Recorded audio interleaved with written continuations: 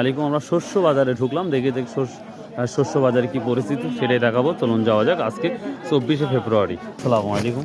কি দাম বলছে শস্যার ভাই? 3200 টাকা। সেদিরা কি দাম বলছে আজকে? 3200 3300 টাকা। মানে অন্যান্য ইয়ার সাথে একটু দাম বেশি থাকে তো স্বাভাবিকভাবে এটা। আসসালামু আলাইকুম। সেটি কি দাম বলছে আজকে? আমি চাউলকে নামানো বাবা কি নিয়ে আসছেন? চাষপুর থেকে নাজিরুল নিয়ে আসছেন। কত দাম বলছে সেটা? দাম এখন কয়নি বলে নাই না। আচ্ছা, হয়ে যাবে ইনশাল্লাহ। সরিষা কি দাম বলছে দাদা? 3100 টাকা 3200। এই সেতিটা তো খুব ভালো। কি দাম বলছে আজকে সেতি? দাম কমতেছে কত? 3000 বলছে।